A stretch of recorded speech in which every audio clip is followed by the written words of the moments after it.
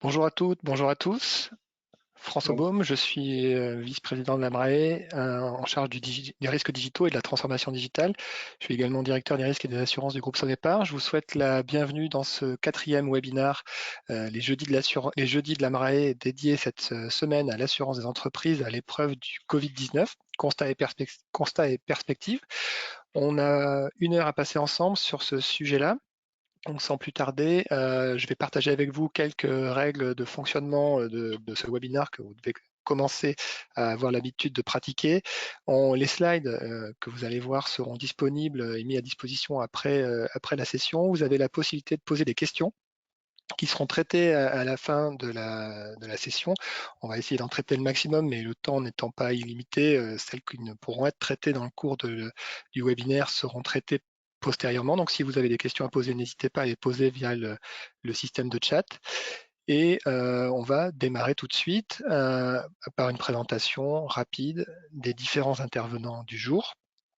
Donc, outre moi-même, vont intervenir Brigitte Boucaud, risk manager des captifs du groupe Thales et président de l'AMRAE, Léopold bonjour à tous. Larios-Epina, bonjour Brigitte, Head of Group Risk Management de Mazars et également vice-président de l'AMRAE. Bonjour à tous. Et un quatrième intervenant qui aurait dû être présent mais qui a eu un empêchement de dernière minute, Alain Renaud, directeur des assurances et des risques du groupe Capgemini et vice-président de l'AMRE, qui a fortement contribué à la préparation de cette présentation. Donc merci Alain, même s'il n'est pas présent, on pense à lui. Nous allons donc commencer par un plan, par une petite discussion sur le plan. Brigitte, je te passe la parole. Oui, merci François et bonjour à tous. La question de la réponse des assurances face à la crise sanitaire et à la crise économique que nous vivons est devenue une question médiatique majeure et vous avez pu observer tout ce qui se passe dans la presse, voire une question politique. C'est pour ça que pour y répondre, on s'est attaché à avoir une démarche extrêmement structurée pour être sûr qu'on s'attache à répondre aux questions les unes après les autres. On est face à une situation extrêmement complexe. Donc, notre démarche cet après-midi est la suivante. On va faire un premier point sur le fonctionnement des assurances de l'entreprise dans la crise Covid. Toutes les lignes d'assurance que vous avez souscrites dans vos programmes d'assurance, comment vont-elles réagir par rapport à cette situation? Le deuxième point, on va aller vers une approche un peu plus globale. On va voir ce qu'on peut dégager comme première estimation des impacts en termes sinistres, en termes de sinistres et pour les marchés de l'assurance.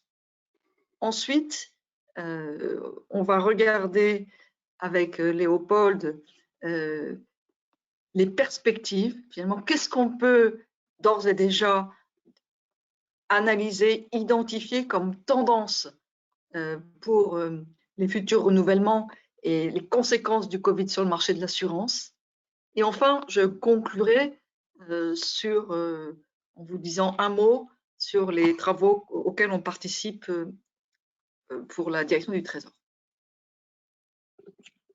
Merci Brigitte. Donc, pour démarrer le déroulé de ce plan, des premiers constats sur les assurances des entreprises face à la crise Covid-19, si mon pointeur fonctionne, voilà. Donc, quelques éléments de contexte avant de commencer. Vous n'êtes pas tous sans savoir que le marché de l'assurance est mondial. Donc, les impacts de cette crise Covid-19, qui elle aussi est mondiale ou quasi mondiale, vont se ressentir sur l'intégralité des marchés de l'assurance, qu'ils soient français, continentaux de manière plus large, anglais ou alors américains et voire même asiatiques. Ça, c'est le premier Et élément de François, contexte. Oui. voilà, et nous ne nous limitons pas à la discussion franco-française entre le gouvernement et la FFA. Hein, nous avons une vision beaucoup plus globale. Exactement. Donc une vision globale qui est fortement impactée par la crise actuelle, qui est la concrétisation d'un risque, le risque pandémique, qui a été souvent sous-estimé, qui est souvent sous-estimé. On y reviendra un peu plus tard dans le cours de la présentation, mais c'est un risque qui était existant et déjà perçu et qu'on a souvent, nous, risk managers, mais également les assureurs et les réassureurs, probablement sous-estimé. Cette crise touche l'intégralité de nos entreprises et donc de facto potentiellement l'intégralité, la totalité des branches d'assurance que l'entreprise a mis en place pour couvrir ces risques, et avec deux typologies d'impact. Un impact sur les contrats existants qu'on va détailler dans quelques instants, pour lesquels ces contrats, forcément, on va s'architecturer, la discussion avec les assureurs va s'architecturer sur le contrat d'assurance existant, les textes et la force du contrat va primer. Donc, pas de couverture rétroactive à envisager, on en parlera aussi également un peu plus tard. Cet impact sur l'existant va avoir également un impact sur les souscriptions qui sont en cours, les nouvelles souscriptions, mais également sur les renouvellements qui vont intervenir dans les prochains jours, début juin pour certains programmes, début juillet pour d'autres, et puis tout le long de l'année jusqu'au 1er janvier, au 31 décembre de l'année. Donc ces renouvellements et ces nouvelles souscriptions vont être probablement se dérouler différemment de du déroulé qu'on pouvait avoir il y a encore quelques mois, du fait d'une prudence probablement accrue de souscription des assureurs et d'autres effets sur la souscription qu'on va également détailler dans le cours du webinaire. Donc ces éléments de contexte posés, on va... Ouais. Oui, Brigitte, vas-y. Je voulais commenter sur le fait que l'importance du contrat, c'est-à-dire que le transfert du risque à l'assureur est fondamentalement inscrit dans les termes d'un contrat entre l'assuré et l'assureur. Il est très important de se dire que non seulement il y a des polices qui sont concernées, les polices ne sont pas concernées de la même manière par les effets du Covid-19, mais en plus, même pour une même police, il peut y avoir des secteurs d'activité où les exclusions ont été mises en place pour la pandémie, et d'autres secteurs où on vit avec des polices sur lesquelles les exclusions n'étaient pas mises en place, puisque c'est des polices qui ont été renouvelées par la force de l'habitude et sur lequel la discussion n'a pas eu lieu. Donc on a une situation très hétérogène dans les contrats d'assurance qui vient du fait qu'ils ne sont pas les mêmes par branche et en plus, pour une branche donnée, ils ne sont pas les mêmes toujours par secteur d'activité. Et effectivement, on peut rajouter un degré d'hétérogénéité complémentaire lié potentiellement à la taille de l'entreprise, avec des grands groupes qui auront des contrats d'assurance probablement sur mesure et des entreprises plus petites qui pourront avoir des contrats plus génériques, dont certains avec des rédactions pas forcément tout à fait, on va dire, modernes. Donc du coup, avec potentiellement des clauses vraiment différenciées entre les différentes tailles d'entreprise. Donc un existant extrêmement hétérogène. Ce qu'on vous propose, du coup, c'est une analyse détaillée à la fois par branche et puis à l'intérieur des branches par ligne d'assurance. Donc, on a discerné trois grandes typologies d'assurance, de types d'assurance: assurance de personnes, assurance non-vie avec un focus sur tout ce qui est assurance de choses, assurance dommages, et également assurance non-vie avec toute la branche responsabilité. Pour être très synthétique, on a élaboré une grille d'évaluation assez simple sous un mode rouge, orange et vert. Rouge pour les branches sur lesquelles le risque Covid, les impacts du Covid-19 ne sont pas couverts de manière certaine. Orange pour les branches pour lesquelles il peut y avoir une couverture, mais cette couverture va être à apprécier en fonction du texte de la police, d'un certain nombre de paramètres que contient le contrat. Et donc, il peut y avoir des réponses affirmatives ou négatives selon le résultat de cette analyse. Et puis, un feu plutôt vert pour des branches pour lesquelles, de manière usuelle, les conséquences du Covid-19 sont couvertes. Donc vraiment de manière extrêmement synthétique. Donc ce qu'on vous propose, c'est de parcourir ensemble ces 3 grandes typologies d'assurance et le détail avec cette grille de lecture et d'évaluation. Pour commencer par les assurances de personnes, donc on a discerné plusieurs lignes d'assurance. La première est tout ce qui est couverture des déplacements professionnels, avec également la couverture des frais d'assistance et des frais médicaux d'urgence en cas de déplacement. Sur cette ligne d'assurance, les conséquences du Covid-19 sont couvertes, d'où la signalétique verte, avec quand même quelques points de vigilance, notamment un point de vigilance sur les capitaux décès et invalidité, parce qu'en fait, ces capitaux décès et invalidité ne seraient probablement pas versés en cas de mise en jeu, en cas de sinistre, le Covid-19 étant considéré comme une maladie et pas comme un accident, et donc ne faisant pas déclencher la prise en garantie. Donc, première ligne, feu vert. Il y en est de même pour les couvertures des expatriés qui bénéficient aussi de garanties d'assistance et de frais santé. De manière usuelle, les conséquences du Covid-19 sont couvertes dans ces lignes-là. Idem pour les frais médicaux et frais de santé des collaborateurs qui ne sont pas expatriés. Dans ce cadre-là, sur cette ligne-là, il faut cependant prêter une attention particulière à un point qui est lié au chômage partiel. En fait, si certains salariés sont en chômage partiel, il va falloir vérifier que l'assiette sur la base de laquelle ils seraient indemnisés serait bien rapportée à l'assiette de leur rémunération avant chômage partiel et pas par rapport à ce qu'ils perçoivent ou percevrez dans le cadre du chômage partiel. C'est un point qui n'est pas un point de détail, donc il faut vraiment y prêter attention.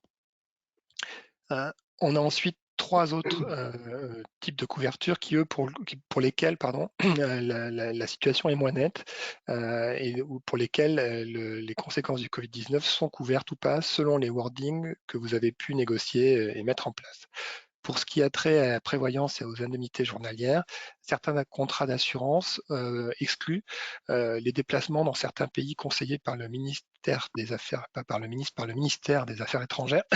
Et donc, dans ce cadre-là, si la garantie venait à être mise en jeu dans ce contexte-là, il pourrait y avoir une exclusion des indemnités journalières sur les personnes qui feraient appel à ces garanties-là. Idem pour les garanties d'essai, il peut y avoir, pour des groupes qui ont une présence mondiale ou du moins un peu à l'extérieur de la France, des points de vigilance à avoir dans quelques pays où les risques, les conséquences d'une épidémie, les décès suite à épidémie ou pandémie peuvent être exclus ou se voir attribuer des garanties sous-limitées. Donc, point de vigilance, on a mis le Brésil, qui est un pays pour lequel ce cas de figure se présente, mais il y en a probablement d'autres, il y en a certainement d'autres. Il faut vérifier par rapport à l'implantation, les zones d'implantation de votre entreprise. Et enfin, en termes d'assurance de personnes, la typologie Workers' Compensation Employers' Liability qui va couvrir les frais médicaux et pertes de revenus liés à la maladie. Pas de problème. Pas de problème, sauf si la législation locale ne le prévoit pas, ce qui peut arriver dans certains pays. Là également, il faut vérifier. Et tout ça va être lié directement à l'emploi. Donc, ça veut dire que une personne qui serait contaminée, hospitalisée ou qui aurait affaire qui se verrait impactée par le Covid-19 pour des motifs non professionnels aurait potentiellement une impossibilité à faire jouer cette garantie-là. Donc voilà pour les assurances de personnes, une situation déjà contrastée, la moitié des lignes avec une couverture affirmative et l'autre moitié avec une couverture qui doit être confirmée ou infirmée après une analyse et une vérification précise et factuelle. Deuxième branche, tout ce qui est assurance non-vie, garantie de type dommage. Donc là, on a plus de lignes pour le coup. On commence par les garanties d'assurance dommages aux biens et de perte d'exploitation, où là, pour le coup, on va avoir en fait des garanties qui sont en général non présentes, parce que perte d'exploitation non consécutive à un dommage matériel, donc potentiellement non couverte.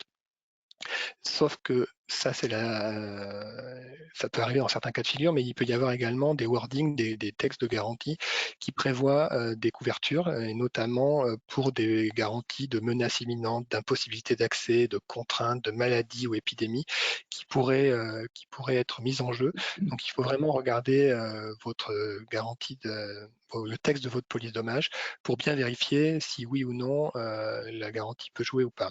Il peut y avoir également, ça c'est l'aspect général, il peut y avoir également des couvertures sectorielles ou usuellement présentes dans certains secteurs d'activité particuliers, les hôpitaux, la restauration et d'autres, qui peuvent avoir des clauses de ce type-là. Donc il faut vraiment porter attention au texte du contrat. Donc, le deuxième sujet va être la perte d'exploitation sans dommage, donc, qui est également un contrat d'assurance qu'on a classé dans cette typologie-là.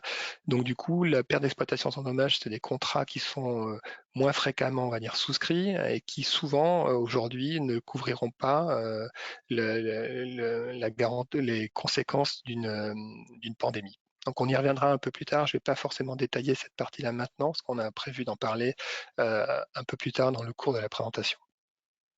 En termes de marchandises transportées, donc les polices marine cargo, à nouveau orange, donc couvert ou pas selon le wording. Donc il va falloir vraiment regarder le texte de garantie pour savoir si les retards de livraison liés à la perturbation de la supply chain du fait du Covid-19 sont couverts ou non. En général, ils sont non garantis.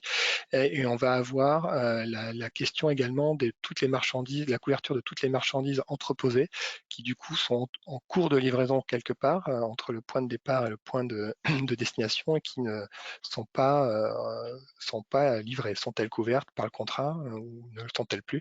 C'est quelque chose qui va dépendre de la rédaction.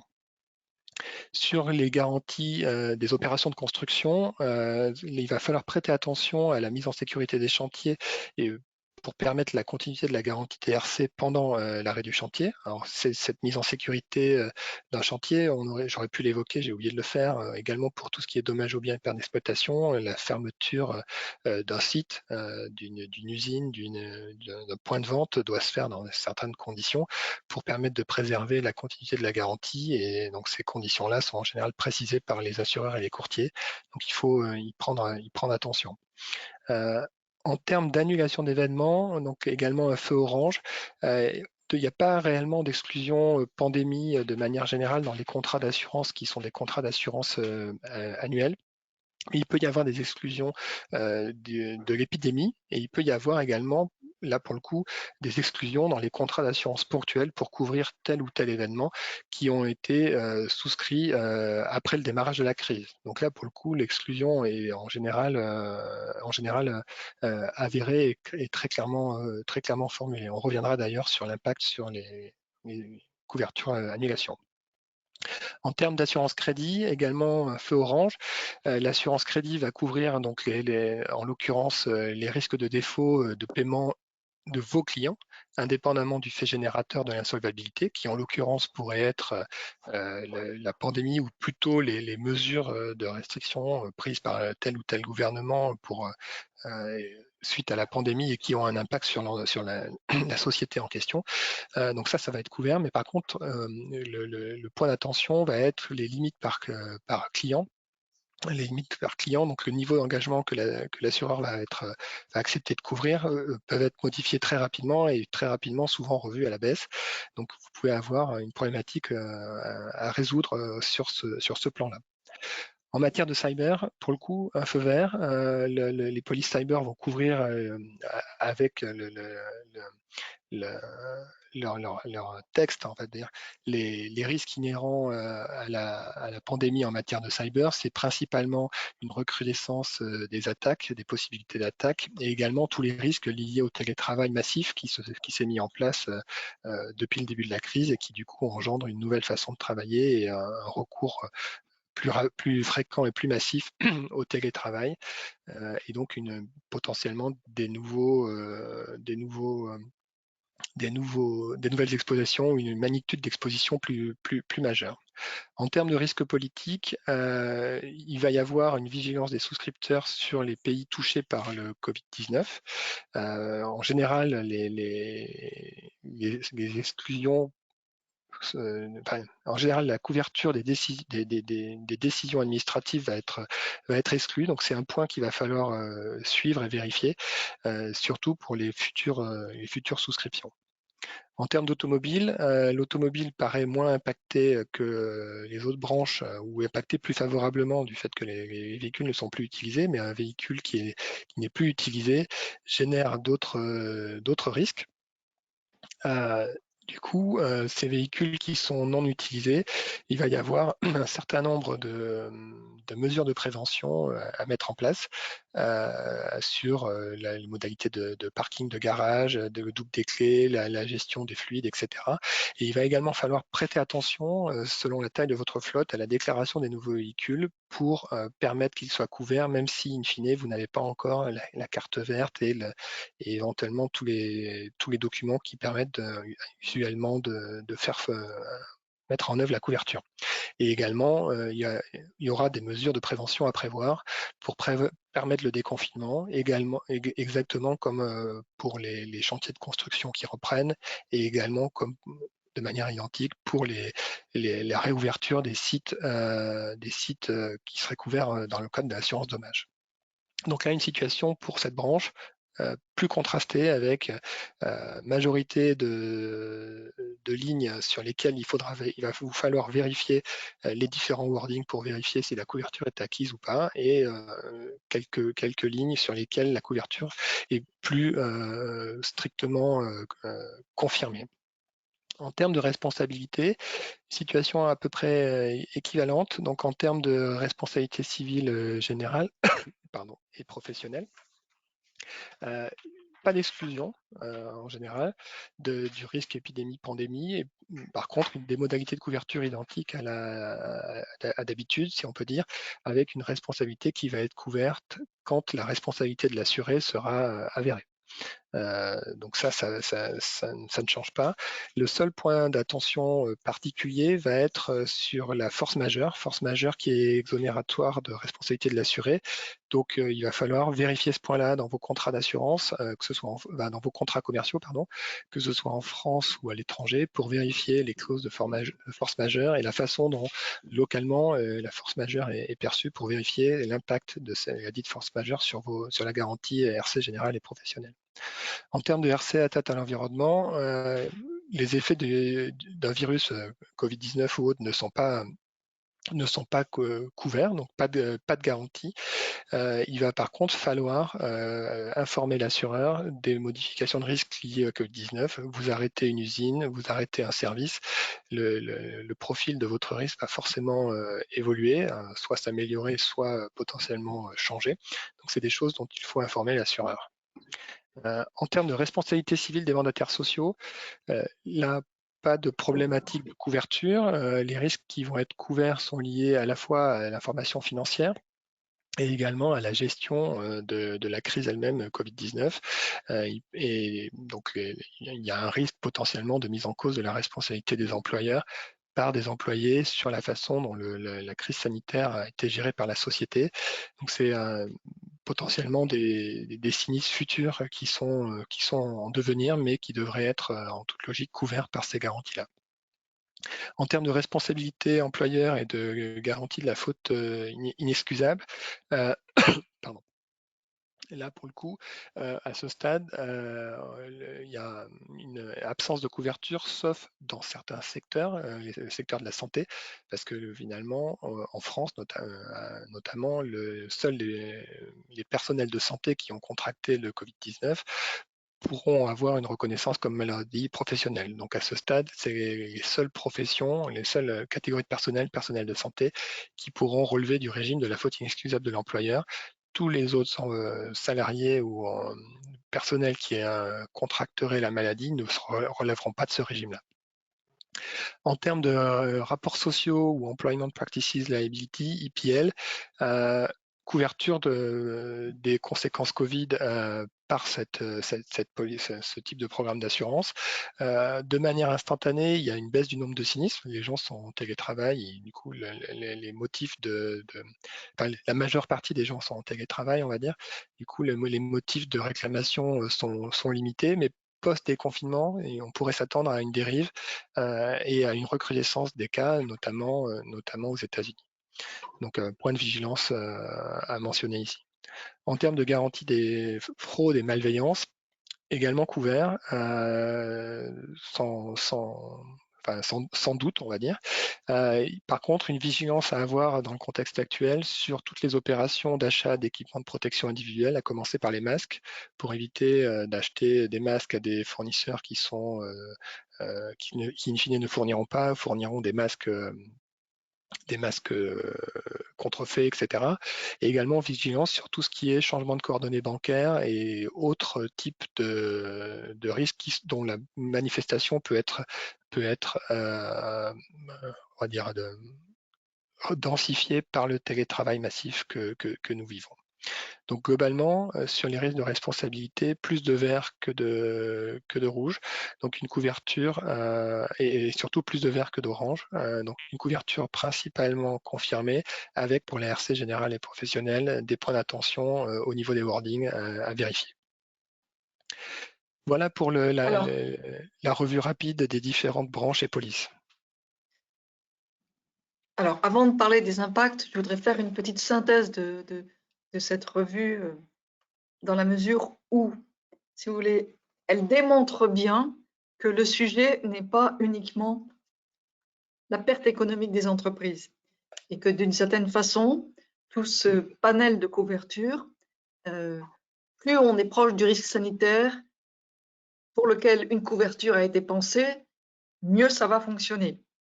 Plus on s'en éloigne et on rentre dans les conséquences économiques qui sont de plus en plus indirectes, moins les couvertures vont fonctionner. Et c'est là où, en plus, vient se greffer cette polémique sur les entreprises qui se réveillent en disant « Ah bon, je pensais que j'étais couvert, je ne le suis pas ». Et la réponse des assureurs en disant on ne peut pas assurer une pandémie parce qu'on ne peut pas assurer quelque chose qui arrive à tout le monde en même temps. Voilà. Donc, et d'autant plus si ça n'a pas été prévu au départ dans les contrats. Voilà. Donc aujourd'hui, le point fait que on a ce débat sur une application rétroactive de contrats qui n'ont pas été conçus pour couvrir des pertes économiques. Nous ne voulons pas rentrer dans ce débat parce qu'on doit respecter la liberté contractuelle, la façon dont ils ont été souscrits, pricés et organisés. Alors effectivement, il peut varier entre les différentes filières et entre différentes sociétés. Mais donc, voilà, on prend acte du fait que toutes les conséquences économiques de cette crise sanitaire ne sont pas couvertes dans les contrats en place existants. A contrario, on attire l'attention des assureurs, enfin, on souhaite que quand elles sont couvertes dans un contrat, que ce soit une conséquence sanitaire ou économique, les assureurs doivent appliquer le contrat. Voilà. Et donc ça, c'est un point très important. Et c'est là où il peut y avoir effectivement une situation, comment vous dire, pas une situation de risque, mais une situation de vigilance. Parce que d'une part, plus on découvre le caractère systémique du risque, par exemple pour l'assurance crédit, plus il est difficile d'obtenir des réponses des assureurs sur des contrats en place, voire sur des offres nouvelles. Voilà. Et donc, vraiment, un point très important sur tous les contrats souscrits doivent fonctionner comme ils ont été souscrits. Mais attention, risk manager, les assureurs vont être de plus en plus prudents pour apprécier leurs risques déjà dans les contrats en place et peut-être demain dans les contrats futurs. Voilà, ce qui est un point qu'il faut évoquer. À travers ce panorama, ce qu'on constate aussi, c'est qu'on est face à une situation économique de pertes sans dommage et que finalement, les couvertures de pertes d'exploitation sans dommage sont très peu développées et c'est ça qu'on reprendra par la suite parce que c'est un axe important pour le futur. Voilà. Alors, une fois qu'on a fait donc ce panorama contractuel, si on revient sur qu'est-ce qu'on peut dire sur les impacts, comment vont fonctionner toutes ces polices qui sont dans la nature. Alors, pour arriver à une première estimation des impacts, François, voilà, on a eu la possibilité de se rapprocher de la SCOR, qui nous dit des choses que vous savez peut-être déjà, mais qui montre les profils de scénarios de sinistres qui sont déjà, je dirais, engagés. Et donc, on voit bien qu'il y a la perte d'exploitation pour les PME suite à décisions administratives qui ont été effectivement fortement médiatisées dans la presse avec les restaurateurs, les coiffeurs, etc. De nombreux contentieux. C'est là où peut-être il y a des contrats qui permettaient la couverture et qui vont amener à un contentieux. Il y a les sujets d'arrêt de travail et voilà, qui sont un sujet important. L'automobile va être impacté dans la mesure où les gens vont demander une baisse de primes. Les DNO, comme on l'évoquait François, des réclamations sont à attendre. L'annulation d'événements, on l'a déjà identifié très vite dès le début.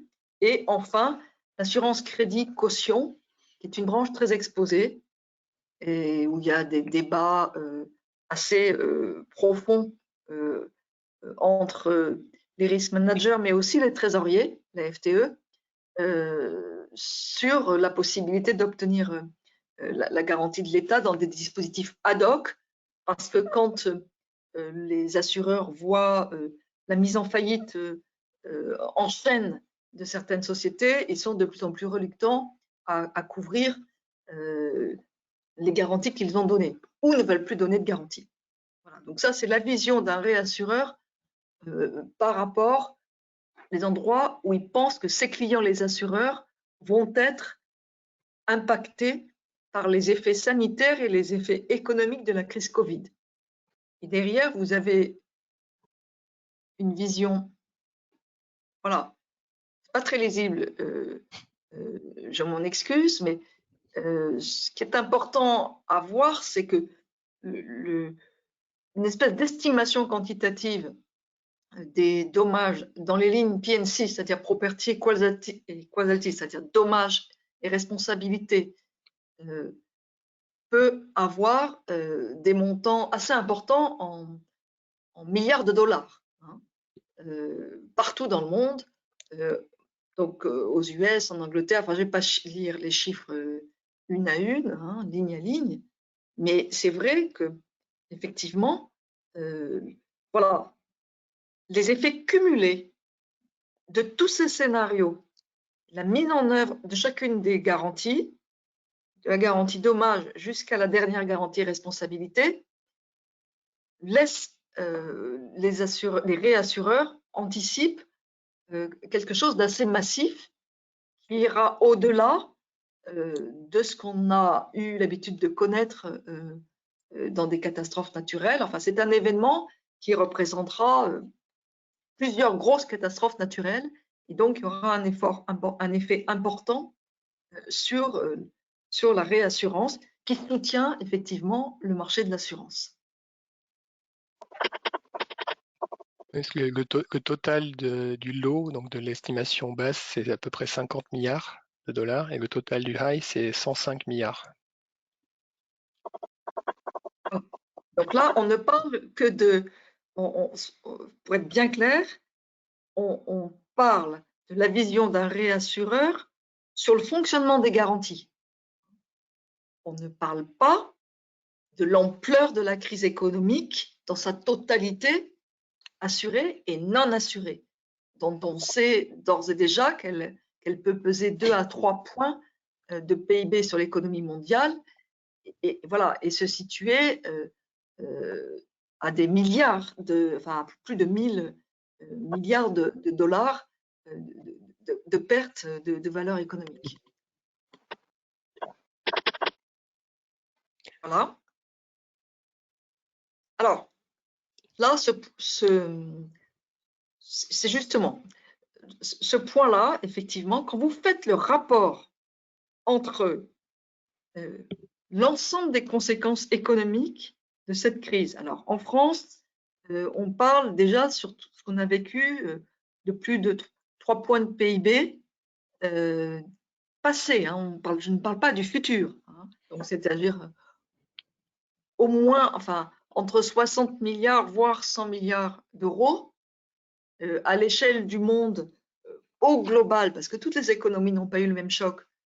On parle effectivement de 3 points de PIB mondial, mais là, on est dans les milliers de milliards de dollars. Et on est tous, effectivement, et aussi dans nos entreprises, on voit bien que les entreprises, l'économie est, pour certains secteurs, en totale réanimation.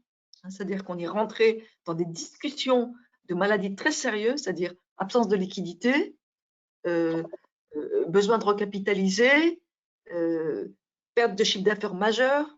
Voilà. Et donc aujourd'hui, on voit bien que, on fait 2 constats. On fait un constat que, bien sûr, tout n'est pas assurable. Quand on a atteint ce degré de profondeur de la maladie économique, de cette façon, ben, on est en phase de réanimation. La prévention et l'assurance sont dépassées, mais il n'empêche que si le cas s'était arrêté un peu avant, nous, on sait, l'AMRAE, et ça fait quand même plusieurs années qu'on attire l'attention des risk managers sur le fait que nos couvertures existantes sont de moins en moins adaptées pour couvrir des scénarios plus modernes, en fait, qui sont plus la caractéristique d'une économie numérique, d'une économie interconnectée, d'une économie avec beaucoup plus d'interdépendance globalisée.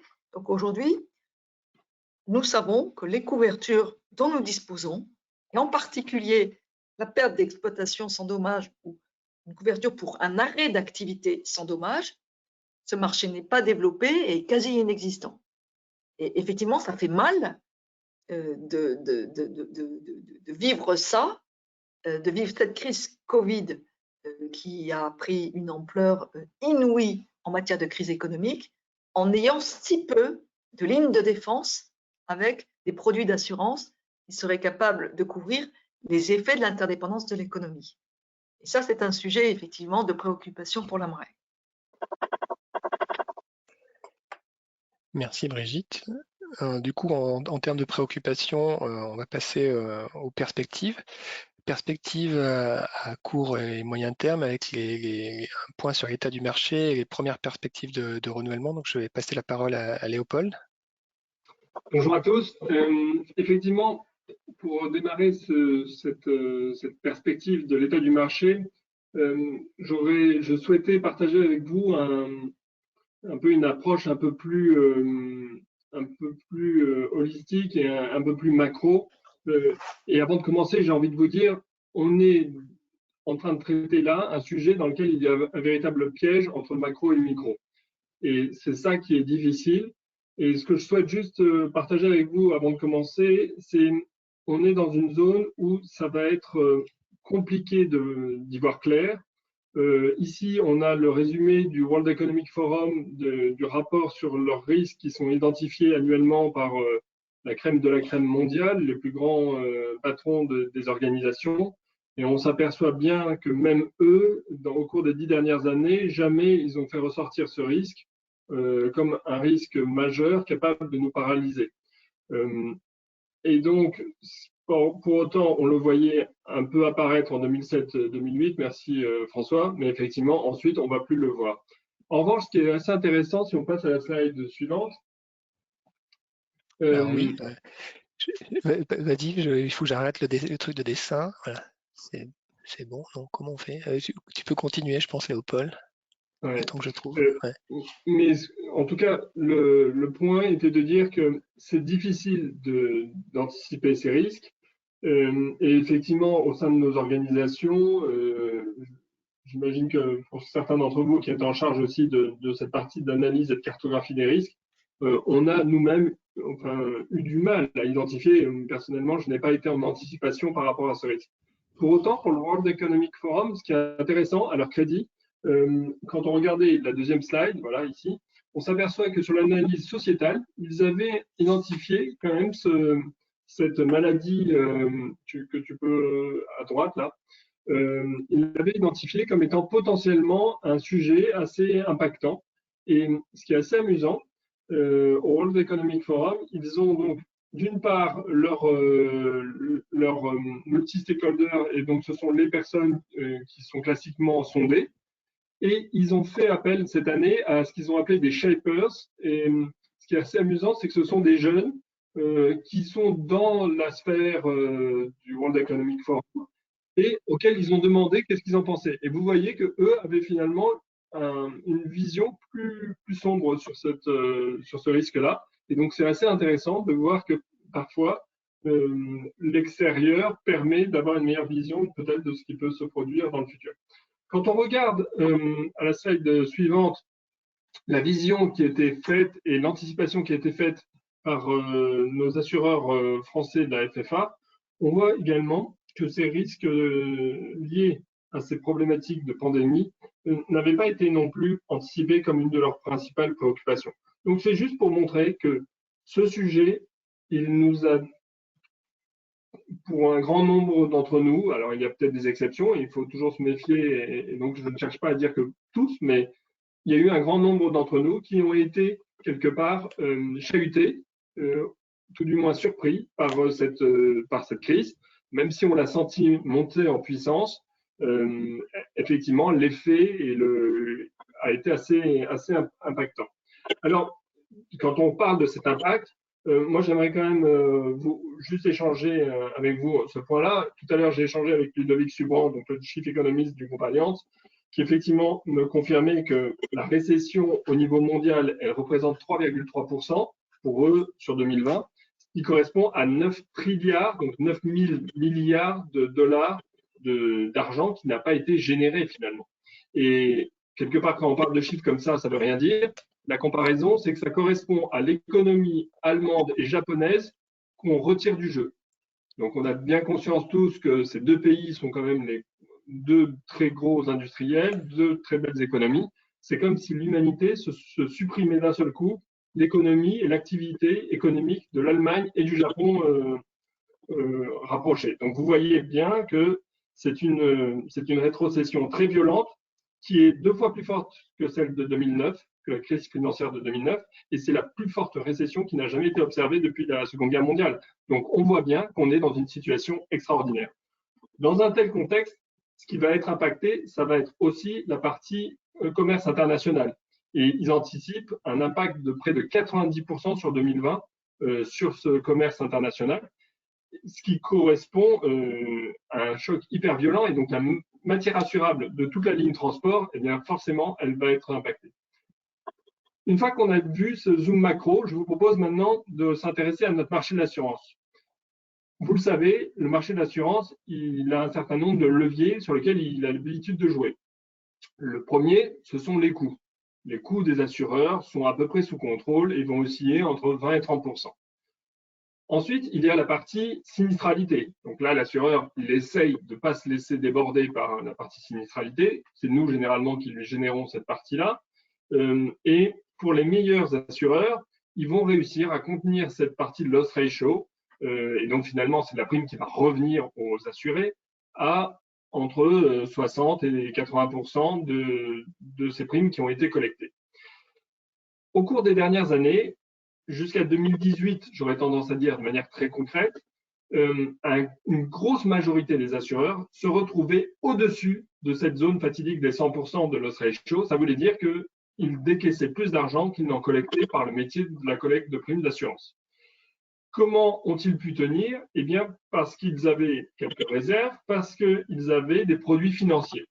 Alors, on a tous en tête qu'on est dans un moment où les taux sont extrêmement bas. Donc, effectivement, tout ce qui est placement sans risque, entre guillemets, auprès des bons du trésor, sont eux soit à zéro, soit quasiment négatifs. donc une ressource financière moindre. En revanche, ce qui était intéressant de voir, c'est que si on s'intéresse à des acteurs plus internationaux, plus américains, eh bien, eux ont des contraintes, ils ne sont pas soumis, ils n'ont pas Solvay 2, et donc du coup ont d'autres contraintes, mais ils ont la possibilité d'investir notamment leur portefeuille d'actifs sur des actifs avec une plus forte rémunération. Et c'est là où on voit qu'ils ont une capacité à générer des résultats financiers supérieurs. Et pour préparer cette intervention, j'ai passé à la feuille fine et j'ai analysé plusieurs rapports annuels d'assureurs et réassureurs. Et on s'aperçoit que sur les opérateurs, les institutions financières qui représentent à peu près 30 milliards de primes de collecte par an, ils ont presque 10%, donc entre 2 et 3 milliards de dollars de revenus financiers. Et c'est finalement là-dedans qu'ils vont générer cet équilibre et qu'ils vont réussir à atteindre cet équilibre ou générer le profit de leur organisation. Du coup, qu'est-ce que cela donne comme enseignement? C'est que si les marchés, et c'est ce qui s'est passé, ont dévissé, eh bien toute cette partie de génération de cash et de produits financiers qu'ont pu obtenir jusqu'à maintenant ces institutions financières, eh bien il faut bien penser qu'elle va se tarir. Et donc du coup, pour nous assurer, ça veut dire que nos assureurs, nos partenaires ont toujours cette contrainte sur l'expense ratio. Le loss ratio, on l'a vu avec la présentation de Brigitte et de François, eh bien, ça ne va pas aller en s'améliorant. Et la partie sinistralité, elle est anticipée assez forte, puisqu'on anticipe entre 50 et 150 milliards de dollars d'impact de sinistre pour l'industrie. Et donc, la partie produit financière, elle aussi, va être contractée. Et donc, on voit bien que les assureurs, finalement, et ça va nous permettre de basculer sur la slide qui suit, n'ont d'autre choix que de maintenir cette pression qu'ils ont déjà commencé à mettre sur nous depuis plus d'une dizaine de mois, de continuer à augmenter leurs tarifs. Et finalement, quand ils ne font qu'augmenter leurs tarifs, on en est déjà assez content. Ce que l'on reproche le plus et ce qui nous met toujours dans des situations plus délicates, c'est lorsqu'effectivement il y a une demande d'arrêt de la souscription. Le stop and go est tout à fait calamiteux puisque nous, professionnels, nous avons mis des années, des mois à convaincre un exécutif de souscrire des contrats. Et le jour où ça peut potentiellement marcher, si ces contrats sont interrompus, c'est vraiment très difficile ensuite d'expliquer que le transfert d'assurance est quelque chose de salvateur pour l'organisation. Et donc là, on voit bien qu'il y a une véritable tendance qui va se poursuivre. Et en tout cas, c'est vraiment ça le message, c'est de vous dire que malheureusement, aucun élément positif par rapport à ça. Ensuite, si on revient sur le marché US, je crois qu'il y a un certain nombre d'enseignements à tirer. D'une part, il va y avoir, on observe déjà des premières réclamations liées aux problématiques Covid. Et donc ça, c'est quand même toujours les Américains qui sont en tête de proue sur ces sujets-là. On a des assureurs qui vont être vraiment sous tension sur ce marché. Et donc, nous, professionnels, on doit quand même faire attention à cette problématique de risque de contrepartie, car aux États-Unis, visiblement, il y a une anticipation d'un grand nombre de défauts d'assureurs de petite, moyenne taille. Et donc ça, c'est un point de vigilance sur lequel je vous recommande en tout cas d'y faire attention pour vos polices souscrites localement. Ensuite, on va donc avoir un appétit des assureurs sur ces sujets et sur ces expos US qui risquent effectivement de se contraindre. Je te propose de passer sur la slide qui suit, François. Oui. Merci. Des effets, donc... Pardon, Brigitte. Non, je dis que cette slide est très importante parce qu'il y a beaucoup d'informations. Voilà, donc déjà, l'impact pour l'économie, on en a bien conscience, il est fort, hein, et donc 3,3% de PIB anticipé par Allianz, ce qui représente la plus forte récession depuis la Seconde Guerre mondiale. Donc c'est plus que la crise du pétrole de 73, de 79, 2 fois plus que la crise de 2007.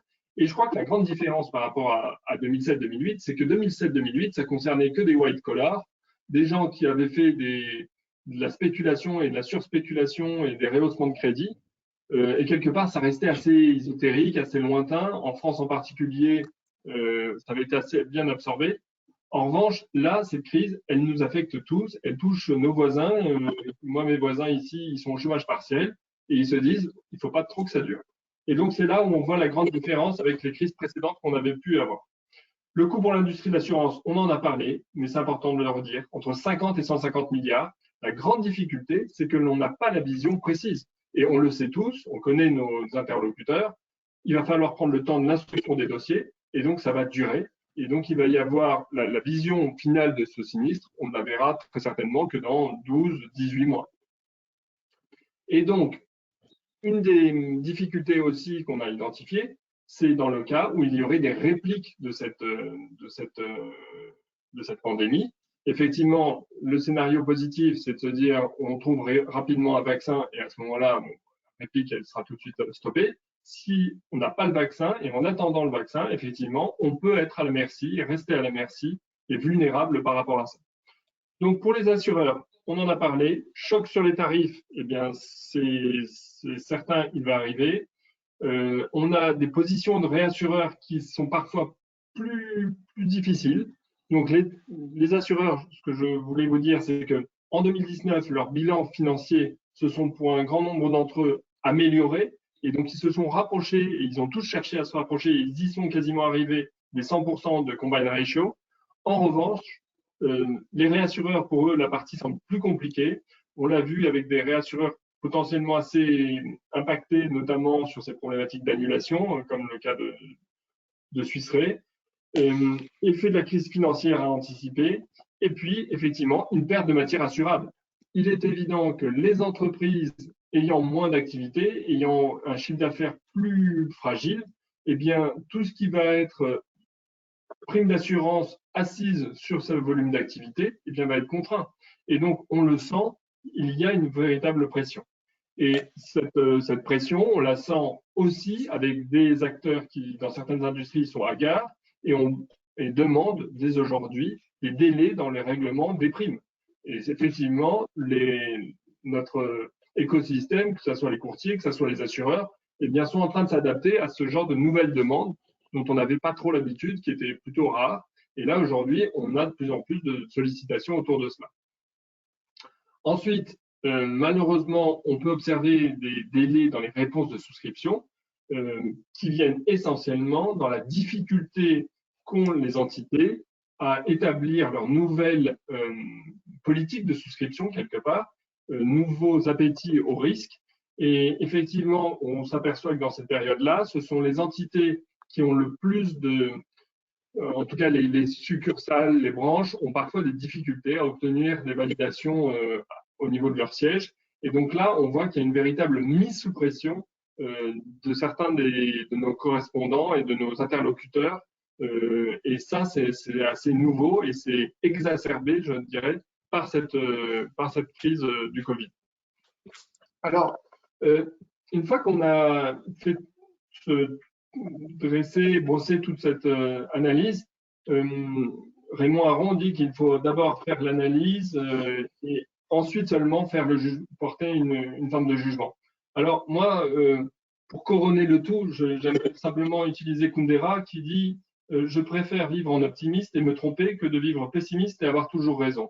Et là-dessus, j'aimerais saluer le pragmatisme allemand que je trouve assez favorable, sans doute à l'économie, et cette envie et cet engagement qu'ils ont à reprendre le business, à rouvrir, à partir de l'avant, je crois que c'est quelque chose qui est nécessaire et j'espère que la France aura cette capacité à suivre aussi un peu ce mouvement parce qu'on a besoin, et je pense aux hôteliers, je pense aux restaurateurs, on a besoin de reprendre la vie et on a le droit d'espérer. Et si nos voisins allemands le font, j'espère que nous aussi on aura de bonnes nouvelles et on arrivera à revenir assez vite à une vie et en tout cas à protéger notre économie.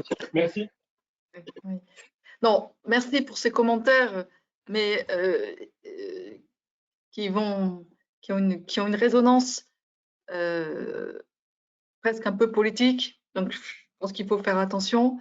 Je voudrais rester sur le marché de la réassurance une minute pour vous dire que on l'a pas écrit, mais est-ce que l'industrie de l'assurance et de la réassurance est capable d'absorber le choc du Covid? Je pense que oui, ils sont capables, ils ont la solvabilité, mais ça veut dire qu'ils vont, comment dire, ils vont rester dans une tendance d'augmentation des taux pour ce faire.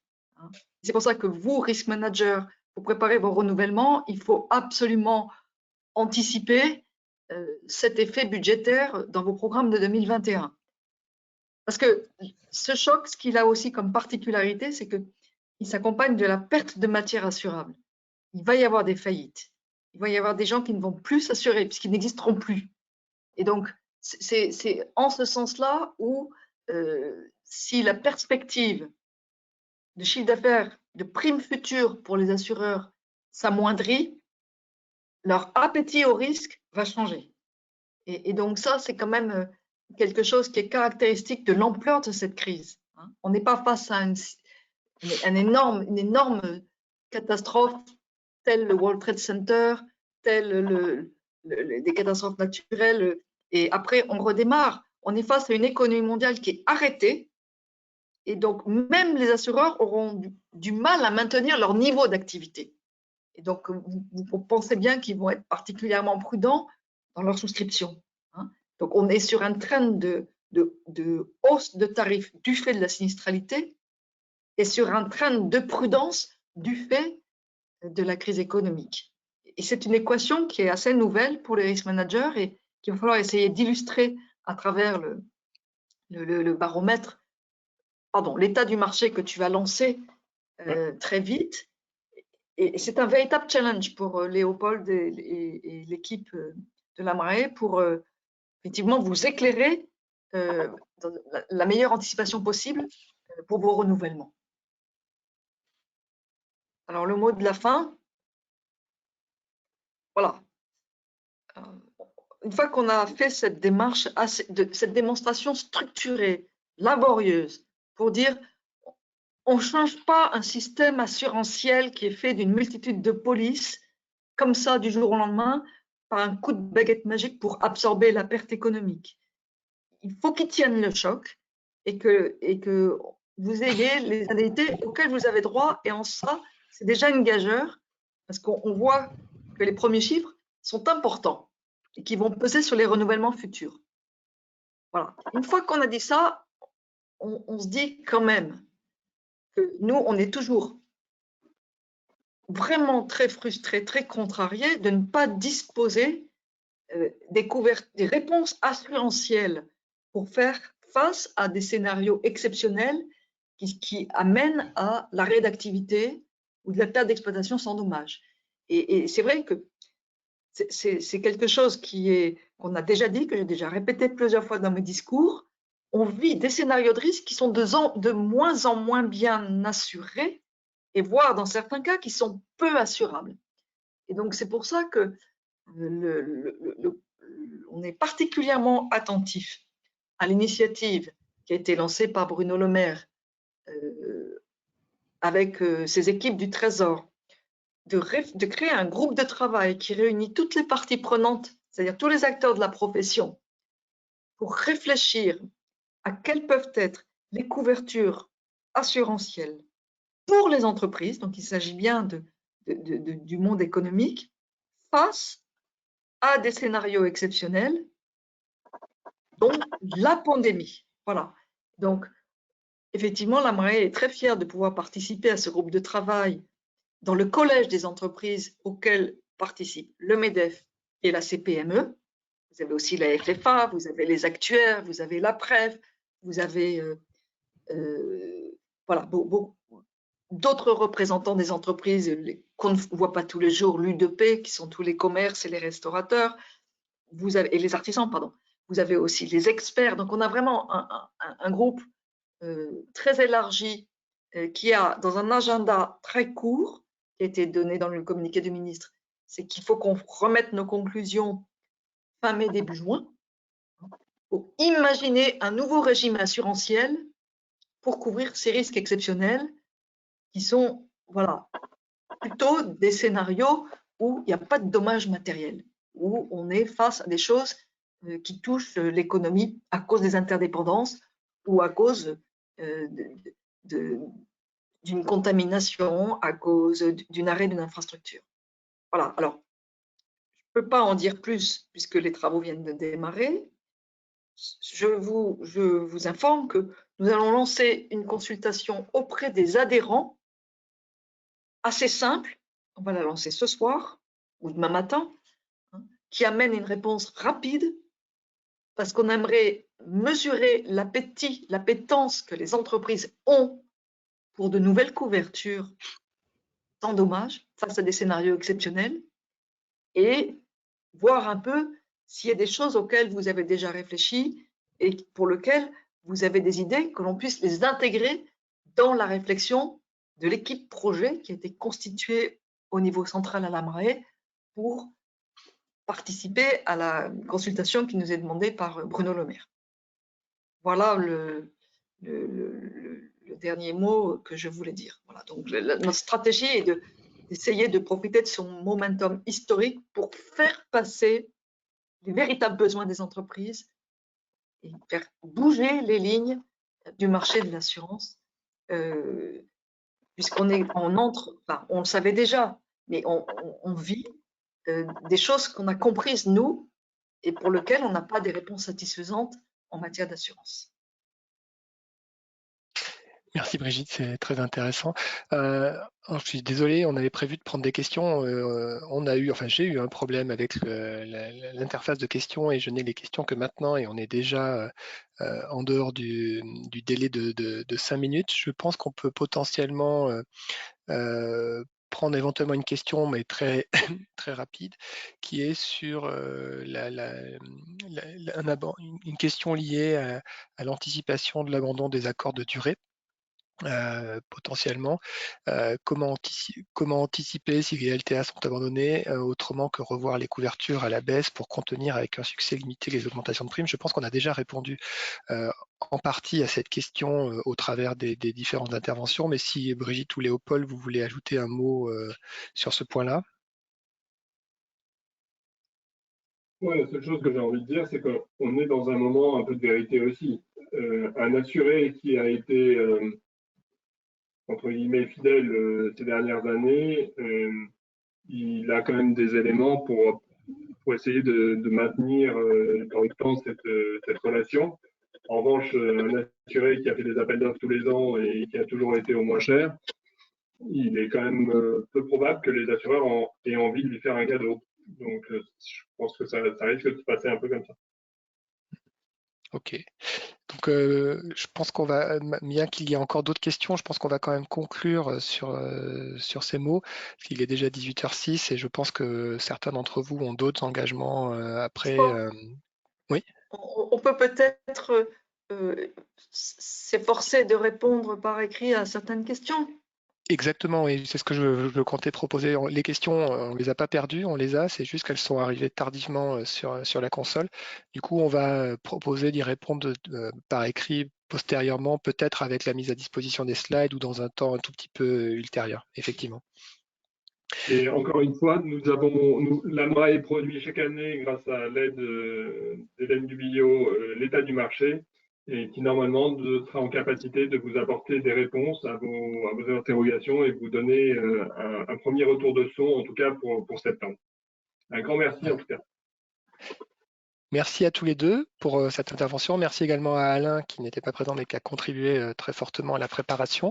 Merci à tous. On vous souhaite une excellente poursuite de journée et un très bon week-end prolongé. Et surtout, on vous souhaite de passer cette crise de la meilleure manière qui soit.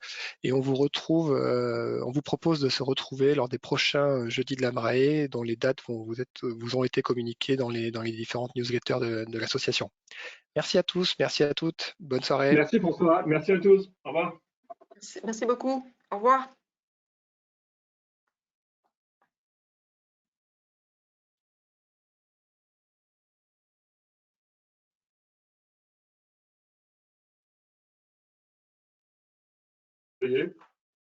Bon, c'est dur, hein? Ouais, mais c'est sympa d'être à 3 comme ça, c'est super. Ne pas être tout seul, c'est bien.